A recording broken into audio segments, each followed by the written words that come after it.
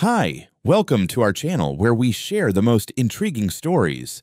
When engineer Andrew Rivers returned to his dusty Texas ranch, he expected chores, not a war with a power-hungry HOA. But when a patrol SUV got stuck in his pasture, his grumpy grandpa turned it into a rabbit condo and sparked a rebellion that went viral across neighborhood.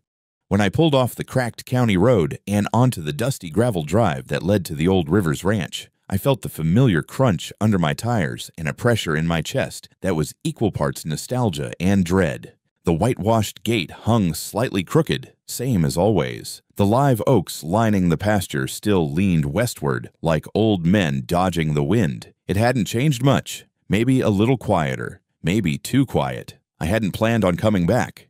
Not this soon anyway. But when Mom called me from the hospital, voice trembling as she said, "Andrew, I can't take care of your grandfather alone anymore," I packed up my Austin apartment, gave my engineering job a polite middle finger, and headed back to the land I once swore I'd never get stuck on again. 60 acres of dry Texas dirt, forest edges, a winding little creek, and one ornery old man named Frank Rivers, my grandfather, Korean War vet, chronic smartass, collector of war memorabilia and rabbits. Yeah, rabbits. A dozen of them at last count. He called it his Zen time, said it kept his mind sharp and his enemies confused. The place looked just like it did in my childhood. The red barn was still leaning at a bold angle that screamed structural violation. The fence along the east line was a Frankenstein of wire, rope, and sheer hope. The porch swing creaked the same as it did when I was 6, and I could already hear my grandfather's voice in the back of my head, grumbling about the price of lumber and kids who think everything runs on apps and feelings. Mom was inside resting when I arrived, and Grandpa was where I expected him to be, in the rabbit shed, whistling a military march and scooping pellets into bowls like he was commanding troops. He gave me a grunt and a nod, which in his language meant both welcome home and grab a shovel. For the next few days, I kept my hands busy, repaired the front porch, got the well pump humming again, rewired the chicken coop. The ranch was work, but it was honest work. I didn't miss office chairs and espresso machines. There was something about swinging a hammer while cicadas buzzed around your neck that made your blood feel real again. But the calm didn't last long. A week after I moved back in, I checked the mailbox and pulled out an envelope that felt thicker than the usual spam. It had a gold seal, printed letterhead, and the unmistakable stink of entitlement. It was from something called the Sunridge Bluffs Homeowners Association. I raised an eyebrow. Our land butted up to that development, but we'd never had anything to do with it. I opened the letter. Dear resident, your fencing and structural exteriors are not compliant with the architectural standards of the Sunridge Bluffs community. Please submit plans to bring your property into alignment within 30 days. I read it twice, then laughed out loud. Frank walked up behind me, wiping his hands on a rag, and peeked over my shoulder. He let out a snort. Well, looks like the buzzards are circling. I held the letter between two fingers like it might catch fire. They think we're part of their little suburbia experiment? Frank scratched his chin. Let them come. We'll serve 'em rabbit stew and send 'em back to their cul-de-sac. I grinned. I didn't know yet what kind of hell was about to land on our ranch, but I had a feeling that Frank and I were about to become a real pain in someone's polished HOA behind. I didn't waste much time writing a response. The next morning, I sat at the kitchen table with a mug of bad coffee and drafted a short but polite letter. Well, polite by ranch standards. I typed it up, printed it on clean paper, and mailed it back in the same envelope they'd sent me, just for fun. To whom it may concern, this property is a privately owned agricultural parcel and has never been under the jurisdiction of the Sunridge Bluffs HOA. Any claims or enforcement requests directed at this land are misinformed and without legal basis. Respectfully, Andrew Rivers, property owner and permanent resident. 2 days later, I found Grandpa taping it to the rabbit shed door like a war trophy. But if I thought that was the end of it, I clearly didn't understand the type of people who run homeowners associations, because less than a week later, another letter showed up. This one was thicker and printed on heavy cardstock, like they were trying to compensate for something. I opened it with the same enthusiasm you'd have for a jury duty summons.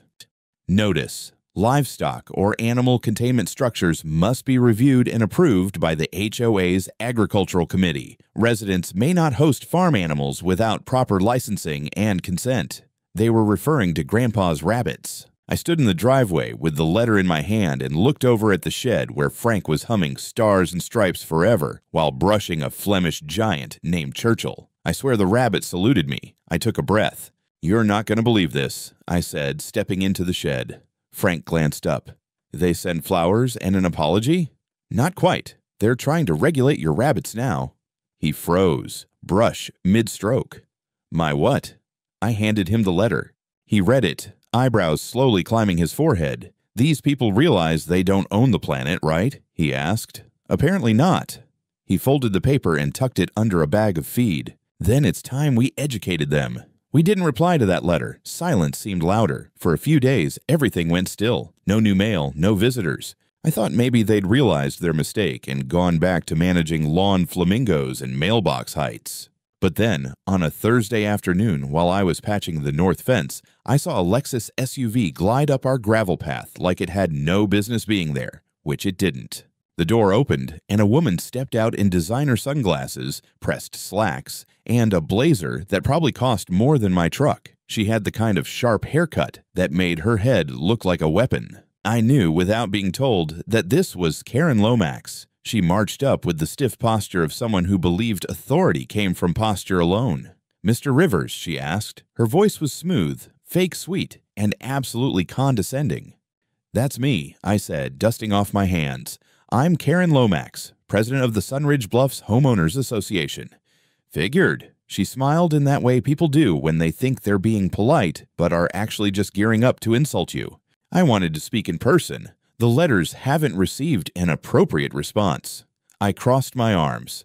That's because they were addressed to the wrong people. She looked past me toward the shed. "Are those animal enclosures?" "They're rabbit hutches. That would qualify under Section 14, non-standard agricultural use. You'll need to submit a formal application for animal husbandry and adjust your fencing to match HOA aesthetic standards." I laughed. "Lady, this is a working ranch. We were here before Sunridge Bluffs had a name. My grandfather's had rabbits longer than your HOA has had rules." She narrowed her eyes. "We can't allow this neighborhood to become a livestock zone. We have standards." At that moment, Frank stepped out from behind the shed holding a bale of hay. "If you want standards, go live in a museum. If you want eggs and meat, thank the people with dirty boots." Karen stiffened, clearly unused to being spoken to by someone not afraid of her. "This is your final warning," she snapped. "Remove the animals, update your fencing, and comply, or we escalate to municipal enforcement." Frank just smiled. "Escalate all you like, darlin'. Just don't forget to bring snacks for the bunnies." Karen turned on her heel and stormed off. I watched her drive away, tires kicking up a storm of dust on the driveway she had no right to be on. I didn't know exactly what she planned to do next, but I had a strong feeling we'd just seen the beginning. It was a Monday morning when the real weirdness started. I was out near the creek, working on clearing the overgrown brush that had snuck its way too close to the lower fence line. Grandpa was in the barn arguing with the water heater like it owed him money. The sky was clear, the air smelled like mesquite and dew, and for a brief moment, everything felt almost peaceful. Then I heard the crunch of tires on gravel from the west side of the property. That's not where visitors usually came from. That was the side bordering Sunridge Bluffs. Our driveways weren't connected. There was no legal access from that direction, only a worn dirt path that hadn't been used since the 80s. But someone was on it now, and judging by the sound, it wasn't a neighbor on a horse or an old farm truck. It was heavier, thicker, slower. I stood up straight and watched as a white SUV with a massive HOA decal on the side rolled into view like it was part of some bizarre community patrol initiative. It wasn't subtle. Big chrome grille, spotless windows, and that artificial intimidation they must teach in How to Be a Suburban Enforcer classes. It drove down the path, no permission, no notice, no anything, and rolled right across the edge of our pasture toward the creek. I dropped my gloves and started walking. By the time I got to the vehicle, it was idling awkwardly on the wet edge of a small slope, the back tires already half submerged in the soft earth. The driver, a man in his 40s with wraparound sunglasses and a security vest that made him look like a mall cop with delusions of grandeur, stepped out and gave me a nod like he belonged here. "Morning," he said. "Morning," I replied. "You lost?" "Nope, just conducting a perimeter check." "Of what?" "Your land," he said, like it was the most natural thing in the world. I crossed my arms. "You do realize this is private property?" He gestured vaguely toward Sunridge. "The HOA's boundaries include some overlap. We're authorized to verify compliance in buffer zones." "Buffer zones?" I blinked. "Buddy, this land's been in my family since the Hoover administration. Your HOA didn't exist when my granddad was burying fence posts out here." He didn't flinch. "We've had complaints about visual violations, just making sure everything's in order." I stared at him. "So, you trespassed onto a working ranch to make sure our fence paint doesn't clash with your hydrangeas." He opened his mouth to say something else, but at that exact moment, the ground under his SUV gave way with a wet, sucking sound. The back tires sank deeper, and the vehicle tilted awkwardly. The man turned around in surprise. The SUV was stuck. I didn't say a word. He paced around it, tried putting it in four-wheel drive, then reverse, then forward. The tires spun and sprayed mud all over his slacks. Eventually, he shut the door, looked at me, and said, "I'll go get help. Be back soon." Then he just walked off, up the slope, back toward Sunridge, without leaving a card or note, without saying whose vehicle it really was or how long it'd be. I stood there, staring at that glimmering HOA patrol SUV, half buried in the pasture mud of my family ranch. It looked like a misplaced artifact from another world, glinting in the sun like a forgotten promise. That afternoon, it was still there, and the next morning, too. By sunrise the next morning, the SUV was still there, sunk halfway to its axles in good Texas mud and looking more pathetic by the hour. The dew had settled across the windshield like a thin film of shame, and the white paint now bore a generous smear of red clay. I stood by the fence, sipping my coffee, just watching it, like I was waiting for it to make the first move. Grandpa shuffled up beside me with his usual early morning scowl and a bucket of rabbit feed. He squinted at the vehicle for a long beat before muttering, "Still here, huh?" "Day 3, I said. "Nobody's come back. No calls. No note. Nada." He scratched his chin. "You reckon if I put a saddle on it, the county'd call it livestock?" I chuckled. "At this point, it's just an expensive lawn ornament." He didn't laugh. Instead, he tilted his head like he was sizing the thing up. Then, with the slow deliberation of a man who'd outlived 3 wars and 2 wives, he nodded to himself. "Well, if it's going to live here rent-free," he said, "it might as well start pulling its weight." That's when I should have known something bizarre was coming. About an hour later, I found Grandpa dragging out one of the old folding ramps we used to use for loading feed into the truck. I watched him angle it against the rear of the SUV like he was staging some kind of country spacecraft boarding procedure. "You're not serious," I said, setting down the rake. He was already opening the back hatch. "She's got plenty of room," he muttered. "Insulated walls, nice visibility.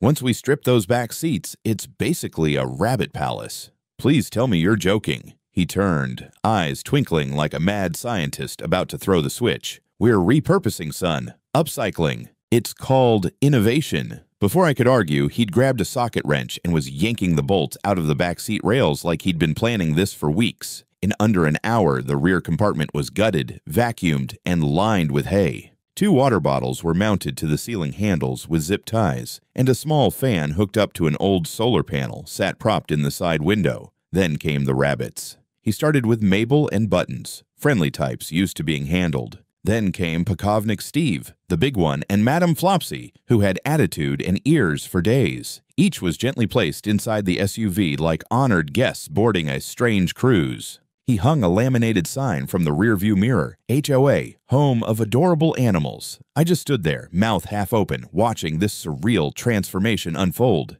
The rabbits hopped around, sniffed the corners, settled on the seats of hay like they'd found the Hilton. "I'm not sure whether to laugh or call someone," I finally said. "You can laugh. Just don't call those HOA vultures," Grandpa said, patting the hood. "This is the best use this thing's had all week." Later that day, I posted a single picture online, a rabbit lounging in the back seat with the HOA sign front and center. Caption: "They left it. We housed it." Within hours, it started blowing up. Likes, comments, DMs. One guy offered to make t-shirts. A woman in Oregon asked if she could sponsor Madame Flopsy. Someone else sent a digital drawing of a rabbit wearing aviators behind the wheel. By dusk, the SUV wasn't just an abandoned vehicle anymore. It was a symbol, and somehow it was on our side. It was day 3 of what I had come to call the Rabbit-Mobile Reclamation Project, and I was starting to forget what life was like before a family of rabbits had taken up residence inside a government-colored SUV. The animals were thriving, fluffy, spoiled, and completely unbothered by the absurdity of their new metallic condo. Grandpa even started drawing up blueprints for a second-floor loft. I prayed he was joking. Then she returned. I was hauling a sack of feed from the truck to the barn when I spotted the glint of polished chrome crawling down our drive. Not just one vehicle this time, but 3. Leading the charge, the same HOA patrol SUV clone, clean and smug-looking. Behind it, a black Mercedes and a beige crossover that screamed, "I file complaints about lemonade stands." Karen Lomax stepped out first, hair perfectly sprayed into place despite the wind, sunglasses large enough to conceal a small drone strike. She wasn't alone. 2 men in HOA windbreakers flanked her like hired muscle. One carried a clipboard. The other, for some reason, had a measuring tape. I figured maybe they were going to measure how far up their egos reached. I didn't say a word. Just waited. Karen marched up like she owned the soil, lips pressed tight with manufactured fury. She stopped short in front of the SUV, now affectionately labeled Unit Rabbit 1, thanks to Grandpa's stencil job. She stared through the rear window where Madame Flopsy was napping in a pile of hay like she paid rent. "What?" she hissed. "Is this?" Grandpa walked up calm as ever, chewing on a toothpick. "That right there's a low-emission habitat module. Custom built, fully enclosed, ventilated." Karen wheeled on him. "You turned a Sunridge HOA patrol vehicle into a rabbit hutch." He shrugged. "Didn't turn it. Just adapted what was already sitting here gathering mold. You've desecrated official property." "You left it," I cut in, "on our land, without permission, for over 72 hours. No contact, no retrieval." "That, Karen, is called abandonment." One of the windbreaker goons tried to chime in. "That's not how property law—" "Texas Transportation Code Power of 600-83-02, I interrupted. "A vehicle is considered abandoned if left unattended on private property for more than 48 hours without the consent of the owner or occupant. You want to quote law? Let's quote law." Karen's jaw clenched hard enough to chew rocks. "This is criminal," she spat. "You're committing property damage. There will be consequences." Grandpa leaned in slightly, eyes gleaming. "Is that a threat? Or just another badly written letter?" Karen turned back toward the SUV and whipped out her phone, snapping photos like she was building a court case for The Hague. The rabbits ignored her. One of them sneezed. "I'm calling the police," she said, fingers flying across her screen. "Please do," I said. "We've been waiting for someone official to show up." She froze for half a beat, like the realization finally clicked that maybe this wasn't going her way. But pride wouldn't let her walk away quietly. She spun on her heel, stormed back to her car, and barked something to the men following her. One of them almost dropped his clipboard trying to keep up. As the convoy reversed back down the drive, Grandpa let out a low whistle. "Well, that ought to kick the hornet nest." I nodded. "Guess it's time we sweep the porch and get ready for company." And somewhere inside that SUV, Madame Flopsy stretched, yawned, and went back to sleep like she'd just won a territorial war. They showed up just before noon the next day, 2 sheriff's department vehicles kicking up plumes of dust as they rolled down the drive like it was any other neighborly call. No sirens, no screeching brakes, just slow, steady authority on 4 wheels. I stood by the barn, arms crossed, watching them approach, while Grandpa sipped coffee on the porch like he was waiting for the mailman. The first deputy out was a broad-shouldered guy in his 50s, khaki uniform crisp even in the heat. His badge read, Sheriff T. Nash. The second was younger, still had that fresh-out-of-academy bounce in his step. Nash moved like a man who'd seen it all and was deeply unimpressed by most of it. "You Andrew Rivers?" he asked, stepping up. "That's me," I said, nodding. "You hear about the rabbit mobile?" One corner of his mouth twitched upward. "Yeah, got a call from the Sunridge Bluffs HOA about misappropriated property. Said their patrol unit was being held hostage on your land." I gestured toward the SUV. "It's right there. We haven't touched the engine, the frame, or the paint. Just took the liberty of giving it a purpose." Rabbits seemed to like it more than the HOA did. The younger deputy leaned in to peer through the window. One of the rabbits blinked at him. Another started chewing on hay like it was showtime. "You mind if we take a look around?" Nash asked, polite but firm. Not at all, I said. Everything's in plain sight. No secrets here. Grandpa followed them over, carrying a thumb drive like it was loaded with state secrets. You'll want to see this, he told Nash, handing it over. Camera by the east fence caught the vehicle coming in, getting stuck, and the driver walking off. No retrieval attempt, no notice, nothing. Nash gave him a long, measured look. Security footage?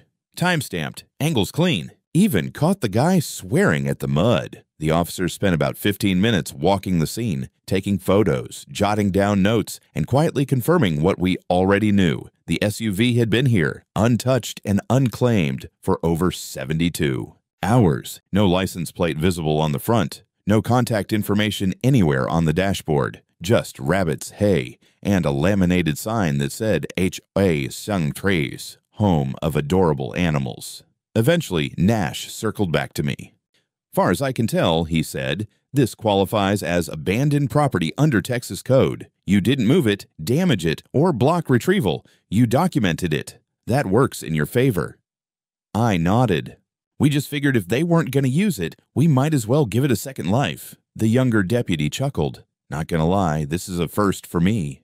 Us too, Grandpa said, already lighting a cigar. But the rabbits seem happy. One of them started nesting in the glove compartment. About then, another car pulled in, sleek, shiny, and deeply out of place. Karen.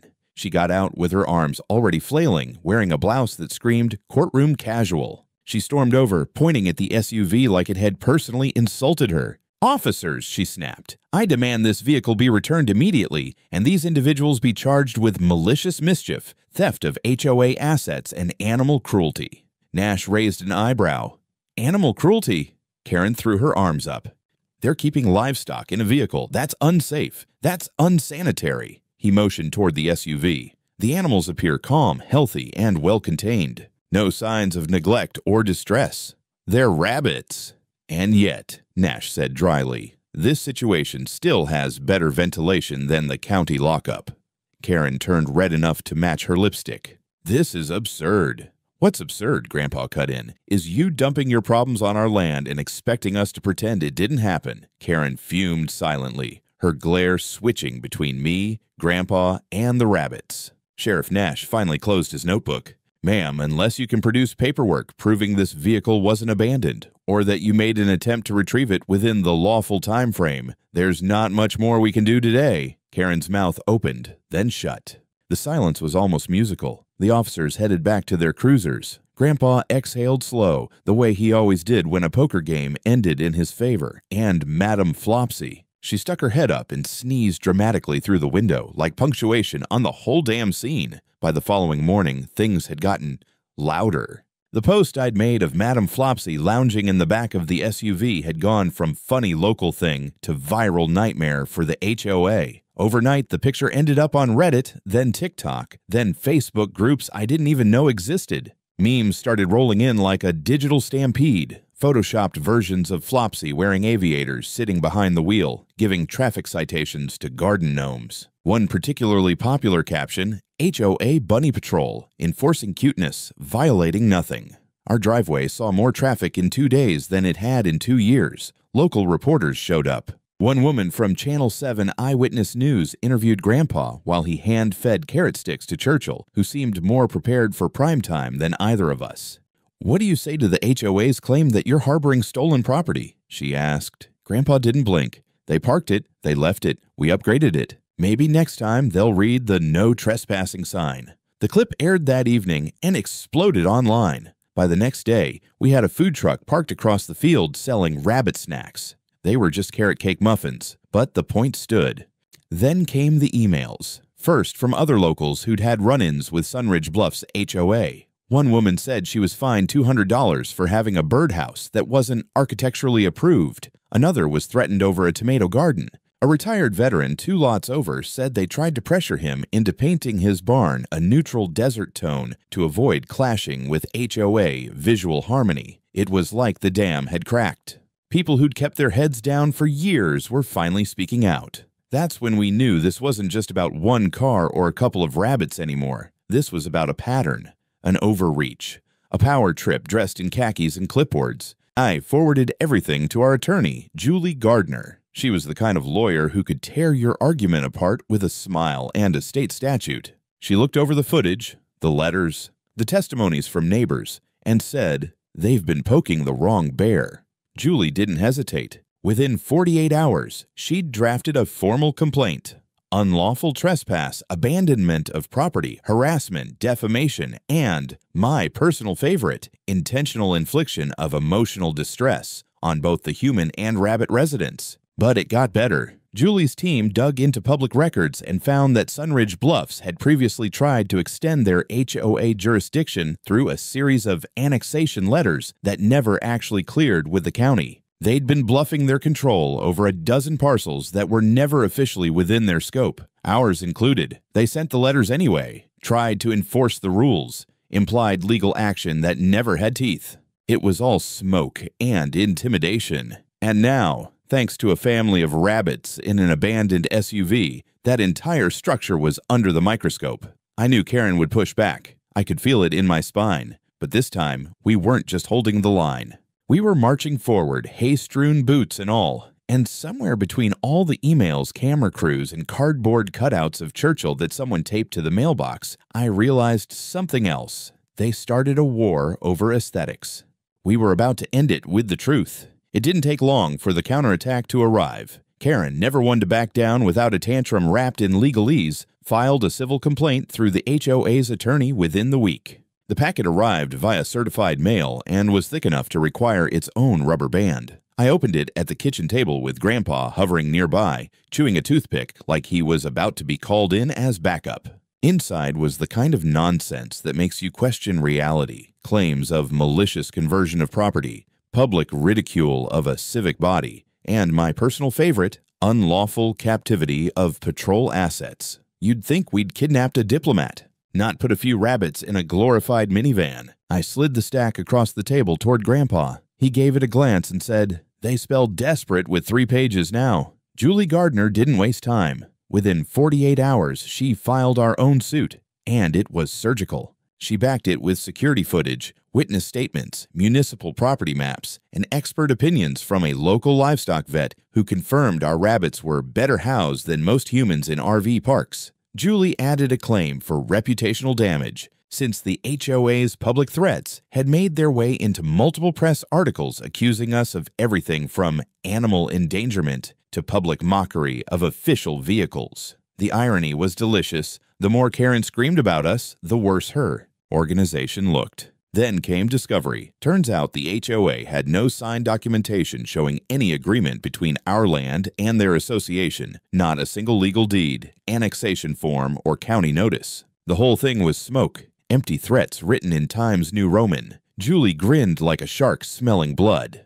"I've seen better forged authority from middle school hall monitors," she said. The judge scheduled a preliminary hearing. The courtroom was small, wood-paneled, and hot enough to bake a pie. We showed up early, me in a clean pair of jeans and a tucked-in flannel, Grandpa in what he called his good suspenders. Julie wore a gray suit sharp enough to slice drywall. Karen entered with her lawyer, a guy who looked like he usually handled parking disputes at country clubs. She wore a white blazer and enough perfume to be legally considered a vapor cloud. She didn't look at us. The hearing was glorious. Julie presented our footage, our records, our photos, and laid out a timeline so neat even the stenographer was nodding along.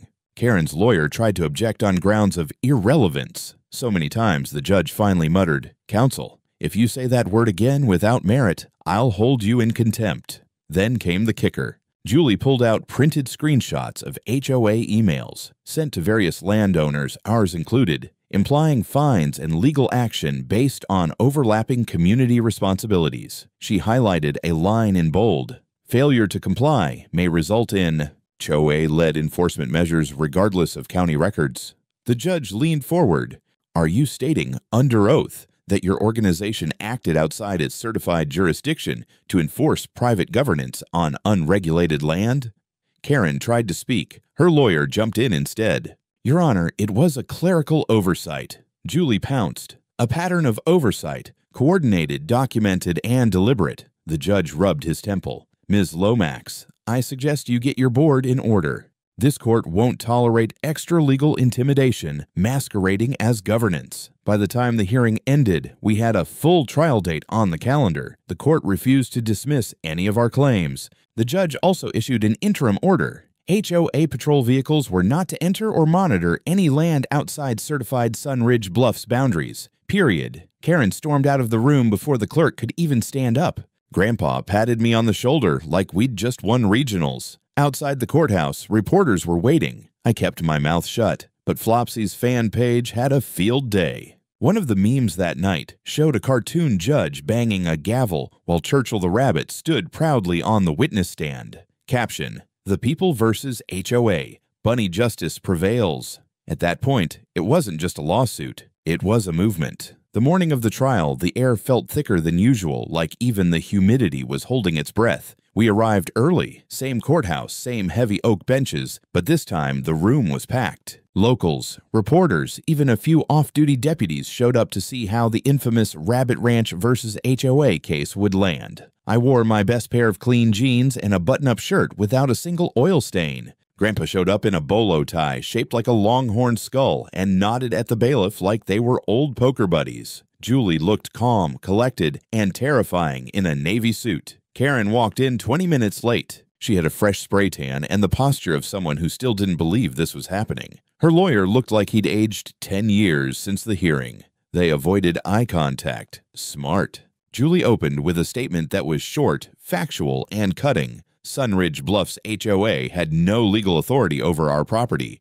They had used official-looking documents and letters to intimidate landowners, had abandoned their own vehicle on private land, and when publicly embarrassed, attempted to retaliate through baseless legal claims. Then she rolled out the video, the SUV pulling in, the driver walking away, and the 3 days it sat, untouched. She included expert testimony from our vet, a property rights specialist, and even brought in a printed map from the county clerk's office showing in bold lines that our land was nowhere near HOA jurisdiction. Karen's lawyer tried spinning it. Blamed confusion, a misread map, said the patrol was responding to a possible security issue. Julie countered with emails from Karen herself, ordering the patrol to monitor non-compliant properties on adjacent land. Then Karen took the stand. She stuttered through her testimony, trying to act composed. At one point, when asked why the SUV wasn't retrieved, she said, "We assumed they'd notify us." The courtroom laughed. Even the judge cracked a smile. By noon, the judge had heard enough. He ruled in our favor on all counts. Sunridge Bluffs HOA was ordered to pay us $45,000 in damages for trespass, harassment, and reputational harm. They were also barred from conducting any further community patrols outside their boundaries. As for Karen, the judge issued a formal reprimand for abuse of authority and recommended her immediate suspension from the HOA board for a period of 2 years. Karen sat frozen as the ruling was read, like someone just told her the world was round for the first time. When the gavel dropped, Grandpa leaned over and whispered, "Well, that's what I call a clean kill." And just like that, it was over. The SUV never left. After the ruling, no one from Sunridge Bluffs came to claim it. No tow truck, no notice, not even a passive-aggressive sticky note. It just sat there in the same muddy spot, like a monument to poor decisions and bad boundary management. So we did what any reasonable ranchers would do. We kept it. Grandpa went all in. He installed a small ramp so the rabbits could hop in and out freely. He added a retractable awning to shade the front seats. I wired in a solar battery to run a tiny fan and a heat lamp, depending on the season. We turned it into a mobile rabbit station, equal parts habitat, art piece, and middle finger to every clipboard warrior who thought they could bully people off their own land. We painted over the HOA logo with bold looping letters, Operation Freedom. The local paper ran a follow-up article, Veteran and Grandson Repurpose HOA SUV into Mobile Bunny Habitat After Court Victory. The story went national. NBC called, then Vice. Some lady from California wanted to make a documentary. Grandpa told her, only if I get Final Cut and my own theme song. The SUV stayed parked right near the barn, a little cleaner now, a little more comfortable for its furry tenants. Tourists started stopping by to take pictures. Kids left carrots on the fence posts. One guy mailed us a pair of custom sunglasses for Churchill. The fan base grew by the week. And Karen.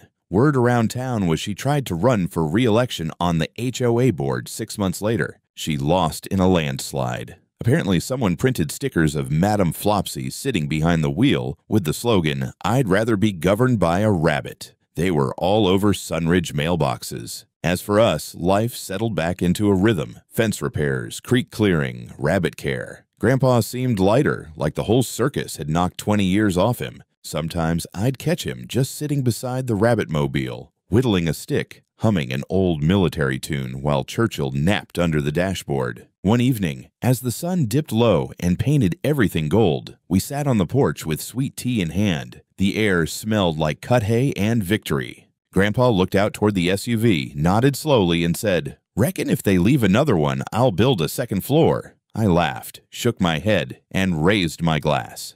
To bunnies, bad ideas, and owning your land. He clinked his glass against mine. And to never backing down. Especially from people with clipboards. The rabbits rustled in their new home. The wind rolled soft across the field. And for the first time in a long while, everything felt exactly the way it should.